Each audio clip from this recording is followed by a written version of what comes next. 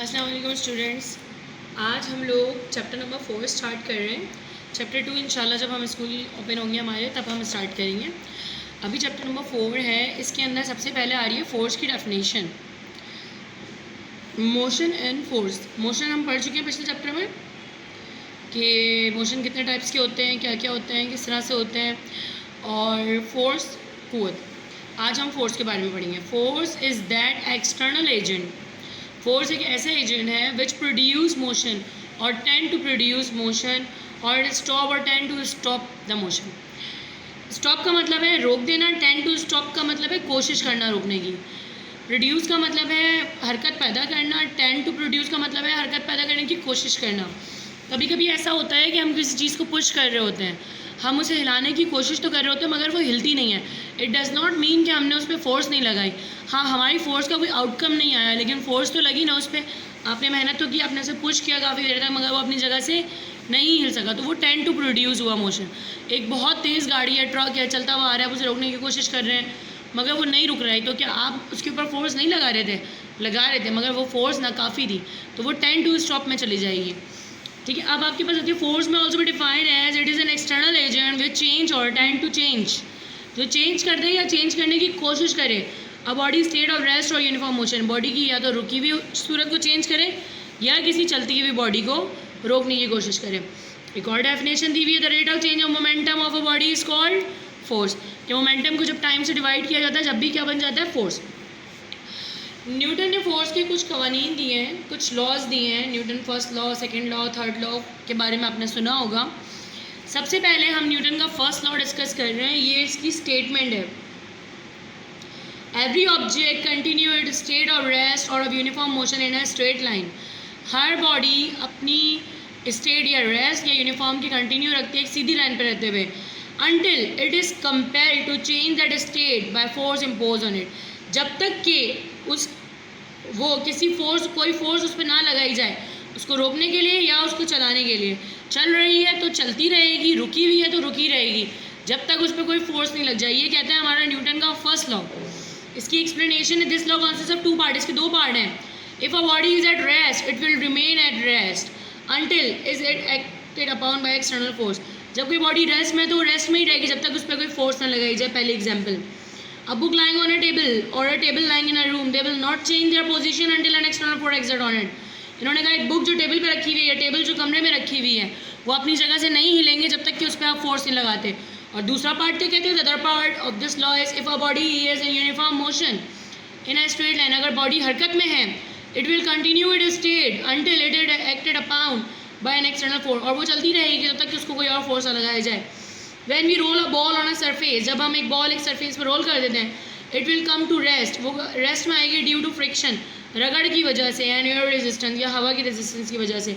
हवा opposite direction में आ रही होती है तब भी उसके फ्लो को रोकती है। If this forces do not oppose the motion of the ball, अगर ये दोनों फोर्सेज मोशन जो हरकत है बॉल की उसको उसके खिलाफ नहीं आएंगे, it will continue its uniform motion, वो चलती जाएगी चलती जाएगी चलती। अगर ज़मीन में रगड़ ना हो और हवा का जोर ना हो तो वो चलती ही जाएगी, रुकेगी नहीं। जो बॉल चलती है तो खुद ही रुक जाती है, वो ज़मीन में रगड़ खाने की वजह से या हवा के दबाव की वजह से। From the above discussion we reach the following very important concept. इस डिस्कशन से हमें दो कॉन्सेप्ट मिलते हैं, बिल्कुल इसी तरह याद करना है आपने। देखिए हमारे पास क्वेश्चन आता है, न्यूटन के लॉज बताएं और इसकी एग्जाम्पल बताएं। ये लॉ हो गया, आप ये दोनों एग्जाम्पल लिख सकते हैं या कोई एक भी लिख सकते हैं।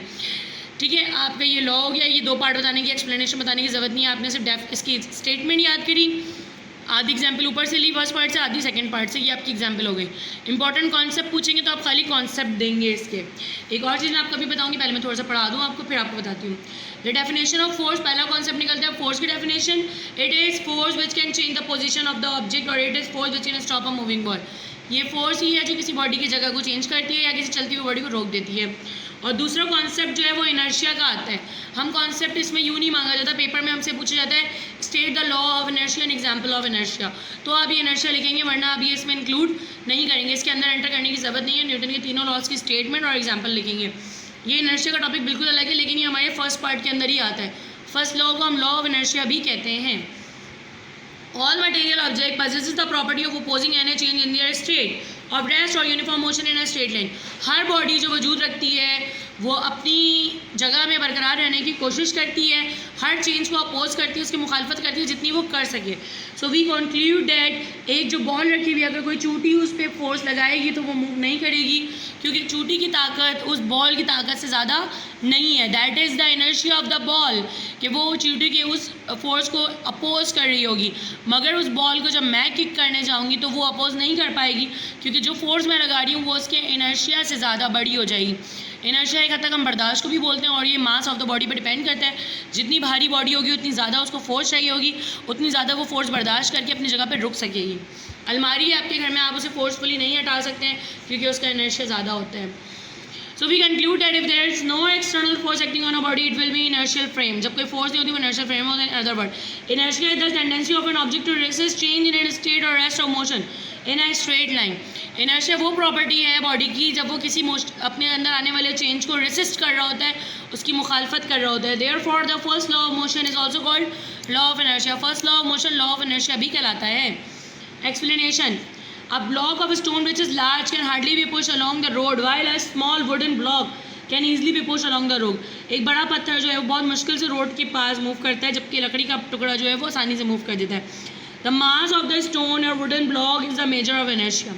जो मास है स्टोन का या वुडन ब्लॉक का वो उसका मेजर ऑफ इनर्शिया है. For example, a person riding a bicycle along a level road if stop pedalling does not come to immediate rest immediately. एक बंदा जो साइकिल चला रहा है वो अगर पैडल चलाना रोक दे, साइकिल फ़ौरन नहीं रुकती. The bicycle continue to move forward due to inertia, क्योंकि उसमें एक मोशन पैदा हो चुका होता है, वो इनर्शिया के मुताबिक चल रहा होता है. Small coin is put on a card and place over a mouth of a glass. एक कार्ड पे रख के अपने ग्लास के ऊपर रखा हुआ है ना, card is flick away with a finger horizontally, the coin drop neatly into the glass. आप कॉइन हटाएं, डायरेक्टली कॉइन जो है वो कार्ड हटाते ही कॉइन ग्लास में चला जाएगा. वह अब ये इसकी एग्जाम्पल दी इनर्शिया की, आप इसमें लिख सकते हैं. इनर्शिया एक अलग टॉपिक है, न्यूटन का फर्स्ट लॉ अलग टॉपिक है, लेकिन न्यूटन के फर्स्ट लॉ को लॉ ऑफ इनर्शिया भी कहते हैं. दोनों सेम ही होते हैं. जब इनर्शिया पूछा जाएगा तभी आप इनर्शिया लिखेंगे, फर्स्ट लॉ के साथ इनर्शिया लिखना ज़रूरी नहीं है. सेकंड लॉ ये कहता है, when a force act on an object, जब कोई फोर्स एक बॉडी पे लगाई जाती है, इट प्रोड्यूस एन एक्सेलरेशन, वो एक्सेलरेशन प्रोड्यूस करती है इन इट्स ओन डायरेक्शन, जिस डायरेक्शन में फोर्स होती है उसी डायरेक्शन में, which is directly proportional to the magnitude of force. Directly proportional का मतलब होता है अगर एक्सेलरेशन बढ़ेगी तो फोर्स भी बढ़ेगी, एक्सेलरेशन कम होगी तो फोर्स भी कम होगी. And inversely proportional to the mass of the object. Inversely का मतलब है मास ज़्यादा होगा, एक्सेलरेशन कम होगी, मास कम होगा, एक्सेलरेशन ज़्यादा होगी. ये कहते हैं जब हम एक बॉडी पे फोर्स लगाते हैं तो उसके अंदर एक्सेलरेशन प्रोड्यूस होती है जो कि डायरेक्टली प्रोपोर्शनल होती है मैग्नीट्यूड ऑफ फोर्स के, मतलब फोर्स और एक्सेलरेशन डायरेक्टली प्रोपोर्शनल होता है, और मास और acceleration inversely. Consider an object का मास है. अब इसकी एक्सप्लेनेशन है, ये इसकी एग्जाम्पल नहीं है, ये इसकी एक्सप्लेनेशन. एग्जाम्पल मैं आपको बताऊंगी कहीं जब आपसे बोलेंगे derive F is equals to M है तो अभी एक्सप्लेनेशन करेंगे. कंसीडर एन ऑब्जेक्ट का मास एम, उसका मास एम है, place on a friction less surface, बगैर रगड़ के सरफेस पे मौजूद है. ये according to the given statement, statement के मुताबिक when a force is applied on an object it accelerate. जब फोर्स लगाई जाती है तो बॉडी एक्सेलरेट होती है in the direction of force, force की डायरेक्शन में. And it is observe that, फिर हम ये देखते हैं, ये देखिए एक्सेलरेशन डायरेक्टली प्रोपोर्शनल है फोर्स के, मास कांस्टेंट है. एक्सेलरेशन इन्वर्सली प्रोपोर्शनल है मास के, फोर्स कांस्टेंट है. तीसरी चीज़ को हमने कांस्टेंट दिया. ऑन कंबाइनिंग, जब हम इन दोनों को कंबाइन करेंगे तो एफ और एम जॉइंट हो जाएंगे. एफ ऊपर आ गया, एम नीचे, मल्टीप्लाई हो रहे हैं एक साइड पे, एक साइड पे. जब भी हम डायरेक्टली और इन्वर्सली को कंबाइन करते हैं सबको मिला के रख देते हैं. जो डायरेक्टली होते हैं उनको ऊपर वाली लाइन में लिखते हैं, जो इन्वर्सली होते हैं उनको नीचे वाली लाइन में लिखते हैं. अब हम जब ये प्रोपोर्शनल का साइन हटाते हैं तो इक्वल टू और एक कांस्टेंट लगाते हैं. कांस्टेंट कुछ भी हो सकता है, इसलिए अभी कांस्टेंट लिखा है. वो कांस्टेंट है के. इस डेरिवेशन के अंदर के है, दूसरी डेरिवेशन में डिफरेंट होता है. हर डेरिवेशन के लिए डिफरेंट होता है. यहाँ पे के है, और के क्योंकि कांस्टेंट ऑफ प्रोपोर्शनलिटी है इसलिए हमने एम यहाँ डिवाइड था यहाँ लगे मल्टीप्लाई किया. के की वैल्यू है 1. आप लिख सकते हैं के इज इक्वल्स टू 1, खाली ये भी लिख सकते हैं. तो हमने के की जगह 1 लिखा है. F is equals to M है, हमारा ड्राइव हो गया. इसका यूनिट क्या है? मास का केजी, एक्सेलरेशन का मीटर पर सेकंड स्क्वायर. वैसे तो KG metre per second square है, लेकिन KG metre per second square को हम न्यूटन करके लिखते हैं. क्या करके लिखते हैं? न्यूटन. ये सेकंड डेरिवेशन हो चुकी है इसकी. न्यूटन क्या होता है? 1 newton is defined as 1 newton is that amount of force which is produce an acceleration of 1 metre per second square in mass of 1 kilogram. मतलब 1 किलोग्राम की बॉडी को 1 मीटर पर सेकंड स्क्वायर की acceleration produce करके दे, वो amount of force क्या कहलाता है? 1 न्यूटन. अब ये इसकी एग्जाम्पल है. Consider a body of mass M place on a frictional surface if force F is applied acceleration in the body. So it observe that if we increase the applied force on the body its velocity increase, its acceleration will also increase. अगर हम एक मास पे body पे force लगाएं तो वो चलेगी, लेकिन जब आप उसकी फोर्स डबल कर देंगे तो उसकी एक्सेलरेशन भी क्या हो जाएगी, डबल हो जाएगी, क्योंकि डायरेक्टली प्रोपोर्शनल है। फोर्स कम करेंगे तो एक्सेलरेशन भी कम हो जाएगी। इसका कंक्लूजन क्या है, A is directly proportional to F और मास कांस्टेंट है, मास चेंज नहीं करना है। ऐसा नहीं यहाँ हल्की बॉडी थी या भारी कर दी, मास सेम रहना चाहिए। मास चेंज कर देंगे तो अभी एक्सेलरेशन का भी फर्क आएगा। On the other hand if we consider two balls, one is of iron and one is of plastic, एक लोहे की बॉल है और एक प्लास्टिक की, we apply the same force on the both of them, we observe the plastic ball will accelerate more than the iron ball. Plastic ball तेज़ी से चलेगी और आयरन बॉल हल्की। ये इसकी एग्जाम्पल है कि भारी बॉडी जो होती है उसमें कम एक्सेलरेशन होती है और हल्की में ज़्यादा होती है। ये लिखा हुआ है आपको, ये मास का आपको कंक्लूजन दिया हुआ है कि इन्वर्सली प्रोपोर्शनल है। यहाँ पे साबित कर दिया एक का मास कम था एक का ज़्यादा। यहाँ क्या था, डायरेक्टली प्रोपोर्शनल ये था कि हमने एक्सेलरेशन फोर्स डबल की तो एक्सेलरेशन भी डबल हो गई। ये हम डायरेक्टली प्रोपोर्शनल दिखा रहे थे इस एग्जाम्पल में और इसमें हमने इन्वर्सली बता दिया। Newton third law of motion, for every action there is an equal and opposite reaction, हर अमल का एक बराबर और मुखालिफ रद्द अमल होता है। फॉर एग्जाम्पल आप एक बॉल थ्रो करें दीवार की तरफ, आपने बॉल फेंकी है, बॉल पलट के आपकी तरफ आएगी और उतनी तेज़ी से आएगी जितनी तेज़ी से आप फेंकेंगे। बहुत ज़ोर से मारेंगे बहुत ज़ोर से आएगी। तो यही होता है, जितनी ज़ोर से आप दीवार पे अपना हाथ मारेंगे दीवार को तो लगेगी, लेकिन पलट के आपके हाथ पे भी लगेगी। एक्शन क्या है, is the force which applied by the first body on the other, जो एक बॉडी दूसरी बॉडी पे लगा रही है। रिएक्शन क्या है, जो दूसरी बॉडी पहली बॉडी को दे रही है। इक्वल क्या है, magnitude, the magnitude of action और रिएक्शन आर इक्वल। अपोजिट क्या है, डायरेक्शन, एक्शन की जो है वो जाते हुए और रिएक्शन की आते हुए, तो रिएक्शन हमेशा नेगेटिव होता है एक्शन के मुकाबले। इसकी एग्जाम्पल क्या है, आपने ये सब नहीं लिखना, आपने सिर्फ बस ये लिखना है स्टेटमेंट इसका, ये आपको समझाने के लिए था। A book lying on a table is an example of third law of motion because the weight of the body is acting downward. Weight जो है वो नीचे की जाने पे, reaction of the surface acting upward. Engine of the rocket, gas formed due to the combustion of fuel rush out, force through the jet on the back side of the rocket. As a reaction, rocket move up. क्या होता है, gases निकलती हैं, वो ज़मीन पे pressure लगाती हैं, उसके रिएक्शन में क्या होता है, जितनी तेज़ी से वो नीचे प्रेशर लगाती हैं उतनी तेज़ी से रॉकेट ऊपर जाता है। अब मैं आपको एक और चीज़ दे रही हूँ, मास और वेट के डिफरेंशिएट, ये आप याद कर लेंगे। The quantity of matter in a body is called मास, जितना भी मैटर आपकी बॉडी में मौजूद है वो मास कहलाता है। वेट क्या है, वेट एक फोर्स है जिससे with earth attract a body toward its centre, जिससे जो है ज़मीन जो है एक बॉडी को अपने सेंटर की तरफ खींचती है। मास जो है वो इनर्शिया है, mass is the major of inertia, जितना इनर्शिया होगा उतना मास होगा। इनर्शिया को हम मास में नापते हैं। It is the measure of the gravitational force between the earth and the body, और ये क्या ग्रेविटेशनल फोर्स की वजह से होता है जो अर्थ और बॉडी के दरमियान होता है। मास का फॉर्मूला क्या है, F/A, और वेट का फॉर्मूला क्या है, W = mg। मास की कोई डायरेक्शन नहीं होती और वेट हमेशा डायरेक्टेड होता है सेंटर ऑफ द अर्थ की तरफ।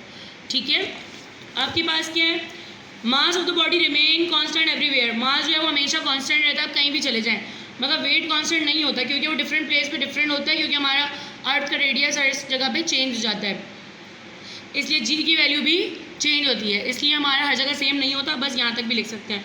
मास can be determined by ordinary balance, इसको आप सिंपल फिजिकल बैलेंस से मालूम कर सकते हैं, और वेट के लिए हमें स्प्रिंग बैलेंस चाहिए होता है। Mass remain constant at the surface of the earth at the centre of the earth, mass जो है surface of the earth centre of the earth पे कांस्टेंट है। Weight of the body become zero at the centre of the earth, ज़मीन के centre में जाने के बाद वेट जीरो हो जाता है क्योंकि उसमें ग्रेविटेशन फोर्स कम खत्म हो जाती है। Mass is a scalar quantity, weight is a vector quantity. Mass scalar है, वेट वेक्टर है। कोई से भी 4 पॉइंट याद कर लेंगे। नेक्स्ट वीडियो में इंशाल्लाह हम टेंशन का टॉपिक कवर करेंगे। आज के लिए इतना ही काफ़ी है। Thank you so much. अल्लाह हाफ़िज़।